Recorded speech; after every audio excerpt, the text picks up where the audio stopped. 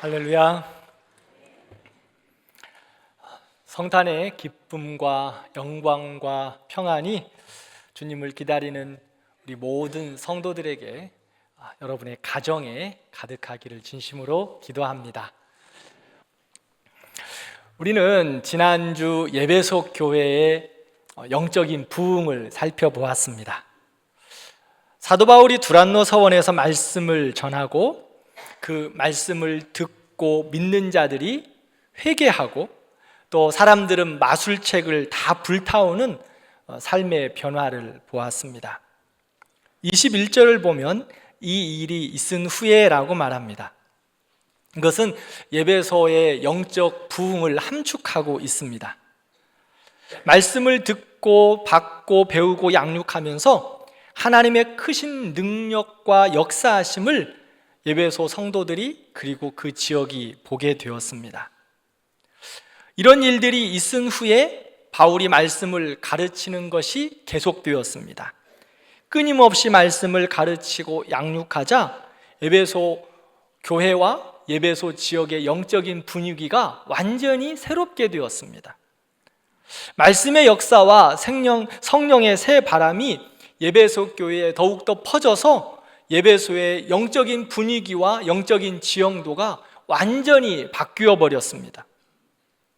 우리 교회에도 이런 은혜가 있기를 바랍니다. 말씀의 역사와 복음의 능력으로 사람들이 믿음으로 세워지고 말씀 앞에서 더욱더 양육되어지고 그러므로 말미암아 우리만 좋고 성장하는 것이 아니라 우리를 통하여 우리 가정의 영적인 지형도가 바뀌고 우리 개봉동의 영적인 그러한 분위기가 새로워지고 더 나아가 구로구와 서울의 영적인 지형도가 우리 교회와 성도들을 통하여 완전히 새롭게 되고 변화되기를 축원합니다. 예배소의 부흥은 날마다 말씀을 강론한 것부터 시작합니다. 그 말씀을 통하여 제자들이 세워졌습니다. 말씀을 따라 믿음으로 순종했을 때 하나님께서 이루시는 역사의 결과였습니다. 이제 바울이 예배소 사역을 마무리하고 로마로 가기 위해 준비합니다. 그런데 22절을 보니까 디모데와 에라스도 두 사람을 먼저 마게도냐로 보내고 바울은 예배소에 조금 더 남아 있습니다. 그 이유가 고린도전서 16장을 보면 광대하고 유효한 전도의 문이 열렸다라고 말합니다. 이것이 무슨 말이냐면 예배소는 매년 5월, 즉 지금의 우리의 원력으로 말하면 5월에 아데미 여신의 큰 축제가 있었습니다. 이 축제에 많은 사람들이 참여하려고 각지에서 모여들었어요. 또 에베소뿐만 아니라 지방에 있고 또 여러 아시아의 나라의 사람들이 이 아데미 신전에 모여들기 시작하는 겁니다. 바울은 조금 기다렸다가 이 아데미 신전의 그 축제에 사람들이 많이 몰려오기 때문에 그들에게 복음을 전하기 위해서 조금 더 기다리고 이후에 가겠다고 말한 것입니다. 그런데 바울의 계획이 뜻하지 않은 사건으로 어려움을 만나게 됩니다. 복음의 역사가 계속되어지고 영적인 분위기가 바뀌어지자 마귀가 가만히 있지 않습니다. 말씀이 사람을 살리고 우상들이 무너지고 예배소의 영적인 분위기가 바뀌어지자 마귀가 강하게 반격합니다. 마귀는요, 언제나 복음이 확장되는 거, 사람들이 주 앞에 나와 회개하고 하나님의 말씀으로 살아가는 거 정말 싫어합니다. 그래서 말씀이 전해지는 곳곳마다 생명의 역사가 일어날 때 마귀는 그것을 막기 위해 수단과 방법을 가리지 않습니다. 그 도구로 오늘 사용된 사람이 있습니다. 바로 데메드리오라는 사람입니다. 그는 예배소에서 아데미 여신의 은상을 만들어 팔던 사람입니다. 그 사람이 같은 직종의 사람들을 모아 소동을 일으켰다, 즉 집회를 열은 것 같습니다. 그는 사람들에게 이렇게 이야기합니다. 우리가 풍족한 생활을 했는데 아데미 신상을 만들어서 우리가 잘 살았는데 이제 우리가 이 신상을 팔지 못하니까 우리의 생업이 어렵게 되었다. 이게 누구 때문이냐 하고 집회를 열며 사람들의 마음을 혼란케 합니다. 왜 이렇게 되었죠? 바울이 복음을 전함으로 생명의 근원이 누구인지, 참 하나님과 참 신이 누구인지 에베소 사람들이 알게 되었습니다. 그러자 어떻게 되었죠? 우상을 버리게 됩니다. 마술책을 불태우게 됩니다. 사람들이 많이 구매했던 아데미 신상들과 우상들을 사지 않습니다. 그러니까 데메드리오와 그 직종을 가진 사람들이 자기들의 생업에 위협을 느낀 겁니다. 그래서 데메드리오는 교묘하게 사람들에게 선동합니다. 바울이 말하는데 손으로 만든 것은 신이 아니다. 즉, 큰 여신, 우리 아데미의 여신을 무시하는 거다. 그 아데미의 여신의 그 위상이 떨어졌다. 바울이 그렇게 만들었다. 우리 에베소가 이제 망할 것이다. 이렇게 사람들을 교묘하게 유혹하고 선동합니다. 에베소는요, 많은 신상과 우상들이 있었습니다. 특히 아데미 여신은 에베소의 가장 중요한 여신이었고 신전이었습니다. 아데미 신전은 길이가 약 115m, 너비는 약 55m, 높이는 약 18m의 기둥 127개로 만들어졌다고 합니다. 이게 이제 지금 그 전 사진, 현재 남아있는 그러한 신전의 기둥들을 중심으로 구성한 그 모습이고요. 지금 현재는 몇 개의 기둥만 남아있는 모습입니다. 현재 남아있는 기둥들 보여주세요. 네, 이런 모습으로 남아있는 것을 추정해서 그려진 것이 바로 아데미 여신 신전입니다. 그러기에 그곳에는 수많은 사람들이 늘 참배객도로 왔고요, 관광객들도 넘쳐났습니다. 그러한 좋은 관광지에 가면 꼭 파는 것들이 있습니다. 무엇이 있죠? 기념품 가게. 아데미 신전 옆에도 그러한 기념품 가게가 많이 있었습니다. 언제나 사람들로 가득 찼습니다. 그 중에서도 은으로 만든 아데미 여신의 조형물은 최고의 상품이었습니다. 그런데 이제 더 이상 그 아데미 신상이 팔리지 않습니다. 그래서 바울을 모함하여 소동을 일으키고 있습니다. 데메드리오와 그의 직종을 갖춘 사람들은 신앙을 지키기 위한 것이 아니었어요. 자기의 이익을 위해 군중을 선동합니다. 겉으로는 종교와 전통, 도시의 자존심을 지키자 말하지만 그들의 속마음은 아데미 여신상을 팔 수 없어 손해를 본 것들을 만회하기 위한 그들을 위한 모임이었습니다. 왜 이렇게 되었어요? 2년여 동안 바울이 끊임없이 말씀을 가르쳤기 때문입니다. 말씀 안에서 에베소가 변화되었기 때문입니다. 이전에는 아데미 여신을 의지하던 사람들이 예수 그리스도를 주로 고백하게 됩니다. 우상을 붙들고 살던 사람들이 이제는 말씀을 붙들고 살아갑니다. 우상 앞에서 안전과 평화를 구하던 사람들이 하나님의 은혜와 인도하심을 신뢰하게 됩니다. 그러자 자연스럽게 일어난 변화가 무엇입니까? 우상이 설 자리가 없는 거예요. 사람들이 옛 생활을 버리고 복음 안에서 새로운 삶을 살아가는 거예요. 그러다 보니까 에베소의 영적인 분위기가 완전히 바뀌어 버렸습니다. 복음이 전해지고 복음 안에서 싹이 나니까 사람들이 예수를 믿고 삶이 변화된 겁니다. 마술책을 다 불태워버렸습니다. 그냥 예수 믿고 끝나는 것이 아니었어요. 삶 속에서 예수 그리스도의 향기가 드러나고 삶의 변화가 있었다는 겁니다. 한국에서도 1907년에 평양에서 이러한 영적인 대부흥의 역사가 있음을 기억하고 있습니다. 평양에서 놀라운 회복과 부흥이 있었어요. 평양 장대연 교회에서 있었던 말씀 사경회를 통해 말씀을 듣던 성도들이 자복하고 회개하기 시작합니다.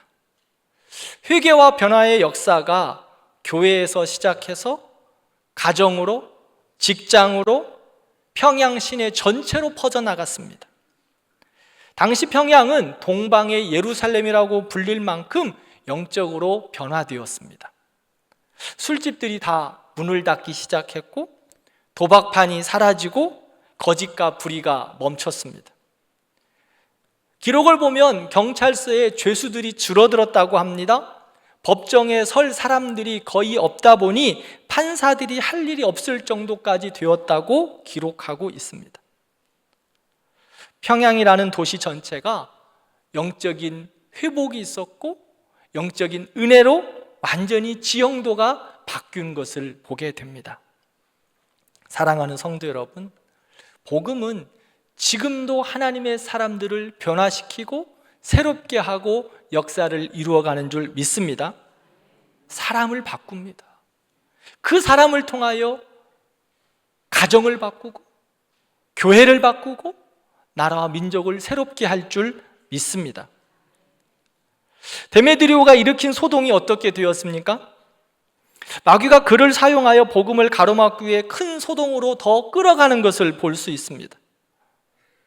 사람들이요, 데메드리오의 그러한 교묘한 소동을 통해서 모이기 시작합니다. 본질이 무엇인지도 모른 채 사람들이 크다 에베소, 크다 아데미 사람의 신이여 라고 외칠 때마다 사람들이 그냥 흥분돼서 모이기 시작해요. 온 시내가 혼란에 빠졌다고 성경은 말합니다. 사람들이 바울과 같이 다니고 있었던 가이오와 아리스다고를 붙잡았습니다. 그리고 그들을 연극장으로 끌고 갑니다. 그 연극장은 단순한 공연장이 아닙니다.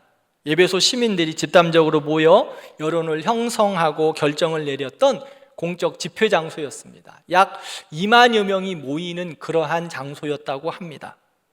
그런데 그렇게 많은 사람들이 모였는데 오늘 성경을 보면 그들이 왜 모였는지 바르게 아는 자들이 없어요. 그래서 어떤 이는 이런 말을, 어떤 이는 저런 말을 하는데 서로의 이야기가 다르고 내가 왜 모였지? 내가 왜 이 자리에서 소리를 지르고 있지? 서로 다 다른 소리를 하고 있는 거예요. 그러다가 아데미 여신이여 하고 소리를 지르면 또 온 2만여 명의 사람들이 아데미 여신이여 하고 또 소리를 지릅니다.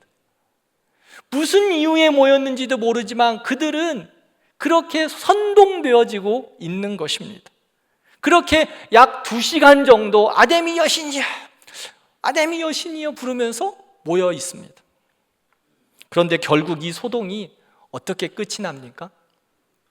에베소의 서기장, 즉 행정적인 책임자가 이 모임을 가만히 지켜보다가 이제는 안 되겠다 싶어서 군중들을 진정시킵니다. 너희들의 말대로 위대한 여신 아데미가 맞다면 왜 이렇게 그 이유 때문에 흥분해 있느냐? 왜 소리를 지르고 있느냐? 그리고 너희들이 잡아온 이 사람들이 너희들의 신전에서 무엇을 도적질했니? 그리고 여신을 회방한 일이 무엇인가 이야기해보라 라고 말합니다. 이렇게 행정 지도자가 이야기하는데 그들이 대답할 수 있는 이유가 아무것도 없습니다. 계속해서 이야기합니다. 문제가 있으면, 어떤 잘못이 있으면 총독에게 고발해라. 그리고 민사상 책임을 질 만한 문제가 있으면 민사소송해라. 그렇게 이야기합니다. 그런데 데메드리오의 속임수로 모여진 그 사람들은 자기들이 무엇 때문에 모였는지도 모르기 때문에 이러한 행정 지도자의 그러한 이야기에 어느 누구도 답변할 수가 없습니다. 그래서 행정 지도자가 이야기합니다. 이거는 불법 집회다. 이제 계속하면 너희들이 이 집회에 대한 문제들을 책임져야 한다라고 이야기하자 사람들은 조용히 서로 눈치를 보면서 흩어지기 시작합니다. 이 소동은 한나절 그냥 해프닝으로 끝나고 말았습니다. 오늘날도 마찬가지입니다. 복음이 사람을 바꾸고 회복시키며 하나님의 영광을 드러나게 합니다. 때로는 기적이 일어나기도 하고 때로는 주의 능력들이 복음 앞에 일어나기도 합니다. 그런데 이렇게 복음의 역사 앞에 언제나 시험거리들이 있다는 겁니다. 늘 하나님의 역사가 진행되고 하나님의 능력이 선포되어짐에 있어서 사단이 시험하는 것을 볼 수 있어요. 그러므로 우리는 그 모든 일들 가운데 언제나 말씀 앞에 비춰보고 그 말씀의 기준으로 돌아가야 합니다. 사람들은 기적을 좋아합니다. 저도 그렇고요. 그러나 우리 성도들은 꼭 기억하시기 바랍니다. 기적이 믿음을 일으키는 거 아닙니다. 믿음이 우리들에게 하나님이 주시는 선물로 기적이 일어나는 거예요. 그러므로 기적을 따라가면 우리의 신앙은 넘어질 수밖에 없습니다. 말씀 앞에서 믿음으로 살아갈 때 하나님이 기적을 선물로 주시면 그것이 은혜이지만, 우리가 기적만을 따라가는 믿음 생활하면 시험 들기 딱 좋습니다. 그러므로 복음의 역사가 일어날 때는 잘못된 일들도 너무 많이 있고 혼란스러운 일들도 많기 때문에 꼭 하나님의 사람들은 어떤 일을 만나고 복음의 역사가 일어날 때, 또한 축복된 일들이 우리 가운데 넘쳐날 때 반드시 말씀의 기준으로 비춰봐야 합니다. 말씀 앞에 늘 점검받아야 하는 것입니다. 그래야 성도는 세상의 유혹에 흔들리지 않습니다. 사단의 시험에 넘어지지 않습니다. 세상의 여러 가지 일들을 보면, 마귀의 일들을 보면 진리가 그 안에 없어요. 그리고 세상들의 모임에는 자기들의 이익과 권리와 기득권으로 가득 차서 서로 그것을 위하여 싸우는 것들을 볼 수 있습니다.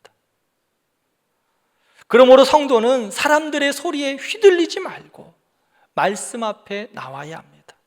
사람들의 선동과 정의와 인권이 우선이 아니라 우리는 언제나 하나님의 말씀이 우선이고 기준이 되는 줄 믿습니다. 신앙생활에서도 그렇고 사회생활에서도 그렇고 정치하는 모든 일들에서도 그렇습니다. 내 생각과 사회의 기준이 우선이 아니라 하나님의 말씀이 우선이고 기준임을 꼭 기억하시기를 바랍니다. 우리는 이 시대를 살아가며 분별해야 합니다. 소리가 크다고 해서 진리가 되는 것이 아닙니다. 많은 사람이 주장한다고 해서 바른 것도 아닙니다. 복음은 언제나 하나님의 말씀 위에 서 있을 때 진리로 드러납니다. 그러므로 군중의 외침보다 말씀의 음성에 더 귀를 기울이시기를 바랍니다. 복음이 전해질 때 여러 시험이 있고 어려움이 있고 혼란이 있지만 그 모든 일들 가운데서도 중심 되신 예수 그리스도를 붙잡는 우리 성도들이 되기를 축원합니다. 세상의 흐름보다, 세상의 그 어떤 좋은 것보다 하나님의 말씀 앞에 나와 그 말씀으로 분별하고 시대를 이기고 나가는 하나님의 성도들 되기를 축복합니다. 세상은요, 복음이 들어가고 하나님의 말씀이 살아 역사할 때 우상은 흔들리기 시작합니다. 그런데 꼭 기억하십시오. 우상들이 넘어지고 흔들리기 시작할 때 시험도 함께 온다는 거. 왜요? 마귀가 가만두지 않기 때문입니다. 그런데 그것까지 이길 수 있는 능력은 어디에서부터 오냐? 말씀으로 언제든지 나와 그 말씀 붙잡고 있는 겁니다. 세상은, 또 마귀는 그 말씀 부여잡고 있는 너희들을, 우리들을 보면서 시험할 겁니다. 그리고 비웃을지도 모릅니다. 여러 수단과 방법으로 말씀 앞에 나오지 못하게 할 수도 있습니다. 그러나 사랑하는 성도 여러분, 복음이 역사하는 곳에 말씀이 역사합니다. 세상의 어려움을 이길 수 있는 능력은, 복음이 확장되어 사단의 시험을 이길 수 있는 능력은 다른 곳에 있지 않습니다. 말씀임을 기억하고 그 말씀으로 승리해가는 우리 성도들 되기를 축복합니다. 이제 바울은 에베소를 떠나야 할 때가 온 것을 알았습니다. 3차 전도 여행의 마무리는 마게도냐와 아가야를 걸쳐 예루살렘으로 돌아가 사역 보고를 하는 것입니다. 그런데 바울의 최종 목적지는 예루살렘이 아니라 로마였습니다.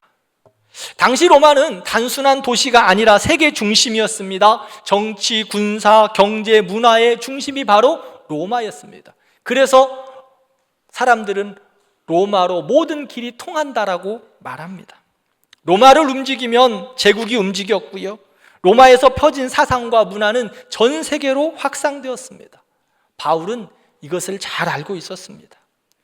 그래서 그 로마를 통하여 복음이 확장되기 위하여 바울은 나도 로마를 보아야 하리라 라고 말합니다. 로마에 가기를 원했어요. 너무 큰 도시고 좋은 도시고 문화와 환경들을 누릴 수 있는 도시여서 그곳을 가겠다는 것이 아니라 하나님의 꿈, 하나님의 마음, 하나님의 비전을 가지고 복음의 확장을 위하여 나도 로마를 보아야 하리라 라고 로마를 가기를 원했다는 겁니다. 복음에 대한 바울의 열정과 사명의 고백입니다.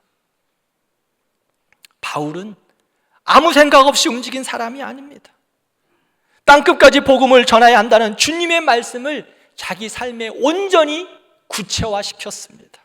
아테네에서도 그렇고 예배소에서도 그렇고 1차, 2차, 3차 전도여행에 가는 곳곳마다 복음을 위하여 살아간 사람입니다.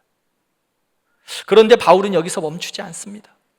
로마서 15장을 보면 바울은 로마가 그의 최종 목적지가 아닌 것을 알 수 있어요.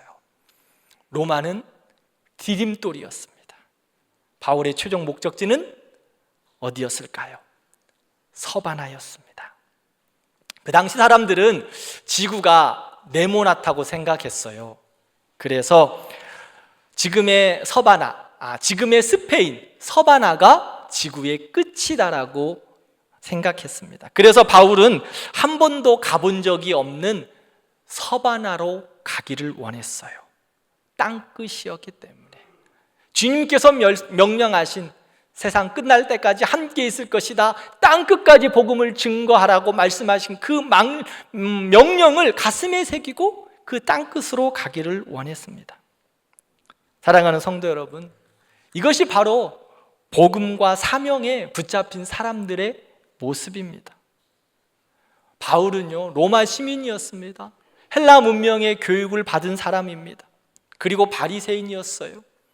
유대인으로 선민의식을 정말 투철하게 가지고 있는 사람입니다. 유대인들은 자기들이 선민이라고 생각하고 있기 때문에 세계 복음화 같은 거 생각도 안 합니다. 왜 복음을 전하냐고 이야기했죠. 그런데 바울이 그 자기의 모습을 넘어서서 이스라엘을 넘어섭니다. 그리고 유럽으로 갑니다. 아시아로 갑니다. 땅끝까지 복음을 전하기를 원합니다. 무엇이 바울을 이렇게 바꿨을까요? 무엇이 바울을 이렇게 새롭게 했을까요? 바울이 다메섹에서 예수 그리스도를 만난 이후 그의 삶이 바뀌었고, 그의 생각이 바뀌었고, 그의 역사관이 바뀌었고, 그의 가치관이 바뀌었습니다. 그가 세상을 보는 눈이 바뀐 거예요. 사람을 보는 눈이 바뀌었습니다. 역사를 보는 눈이 바뀌었어요. 예수님과 함께 하면서 내가 가지고 있던 세계보다 더 큰 세계를 보게 된 겁니다. 우리들은 어떻습니까?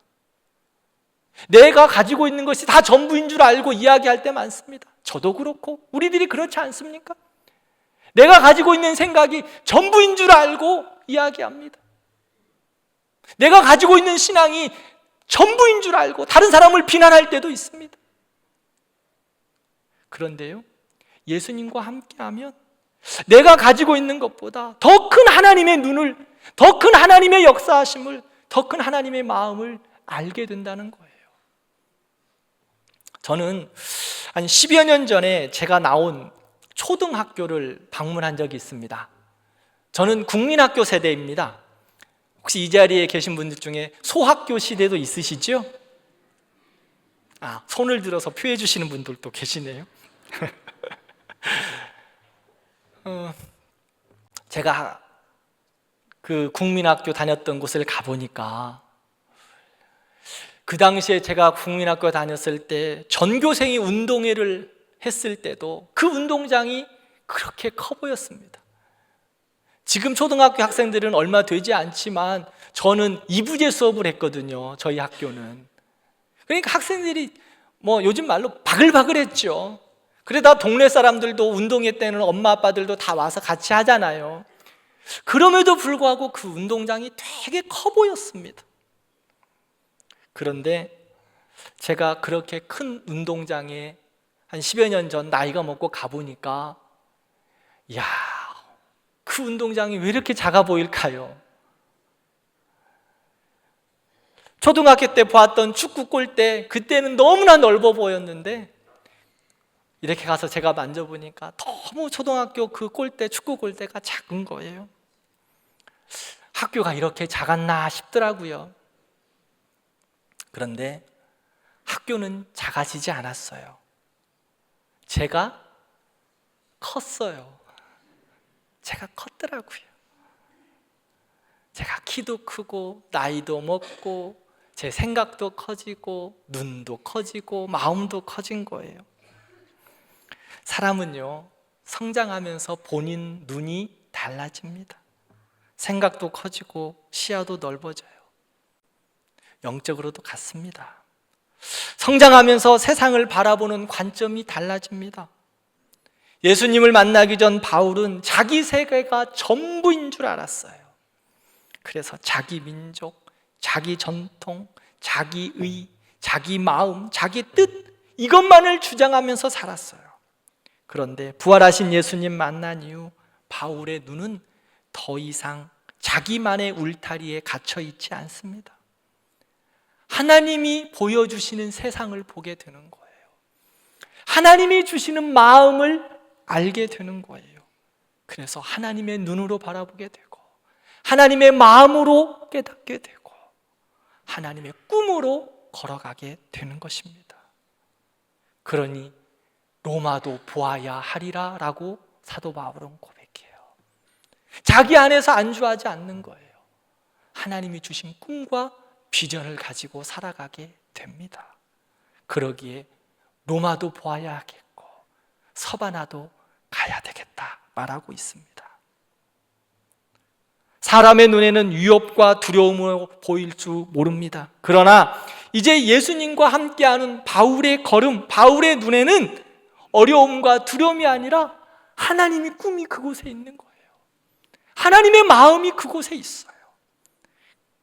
사랑하는 성도 여러분, 우리도 예수님 믿고 살아가고 있습니다. 우리도 하나님의 마음을 갖고 바울처럼 하나님의 눈으로 보고 하나님의 마음으로 생각하고 하나님의 비전으로 걸어가는 우리들 되기를 축복합니다. 사랑하는 성도 여러분, 여러분들이 보아야 할 로마는 어디이십니까? 여러분들이 걸어가야 할 서바나는 어디이십니까? 지금 내 모습만 보면서 나만 바라보며 내 것이 다 전부인 것처럼 살아가고 있지는 않으십니까? 주님은요, 우리에게 간장 종지와 같은 그 믿음의 삶을 살기를 원하지 않으십니다. 하나님의 꿈, 하나님의 마음, 하나님의 비전은 우리가 생각하는 것만큼 그렇게 작지 않습니다. 하나님의 나라와 하나님의 꿈은 이 세계 열방이 주께로 돌아오는 겁니다. 그러므로 우리에게 주님은 말씀하세요. 너희도 로마도 보아야 하리라. 하나님의 꿈으로 살아가라고 말씀하고 있습니다. 사랑하는 성도 여러분, 우리에게 주신 하나님의 마음이 무엇일까요? 여러분들이 보아야 할 로마는 어디이십니까? 우리가 주님으로 인하여 우리의 눈이 새로워지기를 바랍니다. 예수님으로 인하여 우리의 마음이 새로워지기를 바랍니다. 예수님으로 인하여 우리의 손과 발이 새로워지기를 진심으로 축원합니다. 자기 성공과 자기 만족과 자기의 유익만을 위하는 우리의 삶이 아니라 하나님 나라를 위하여, 그리고 이 땅을 위하여, 죽어가는 영혼들을 위하여, 아파하는 사람들을 위하여 우리의 마음이, 우리의 생각이, 우리의 비전이 넓어지기를 진심으로 축원합니다. 우리 각자 개인에게 보여주시는 하나님의 로마가 있습니다. 우리 교회에게 보여주시는 하나님의 로마가 있습니다. 서바나가 있습니다. 로마 너머의 서바나까지 주님께서 우리에게 가라고 말씀하고 계세요. 그러므로 예수님 안에서 주시는 은혜와 사명과 비전을 놓치지 말기를 바랍니다. 아니, 우리의 눈을 좀 더 확장하시고 우리의 마음을 더욱더 크게 넓히시는 우리 성도들 되기를 축원합니다. 그저 한 주간 주일 예배 드리고 만족하는 우리의 믿음과 신앙이 아니라 우리가 하나님 안에서 예배로 우리의 삶을 온전히 올려드리고 예배당을 나가면서부터 시작해서 하나님이 보여주시는 로마임을 알고 그곳이 여러분들이 걸어가는 축복의 자리들이 되었으면 좋겠어요. 그래서 여러분들이 선 가정, 여러분들이 생활하는 직장, 여러분들이 생활하는 그 삶의 터전이 여러분들의 로마가 되기를 바랍니다. 그래서 그곳에서 주님의 역사가, 하나님의 능력이, 주님의 꿈이 여러분들을 통하여, 우리들을 통하여 밝히 드러나기를 축복합니다. 사명과 비전을 멈추지 마십시오. 은혜를 받았다면 안주하지 마십시오.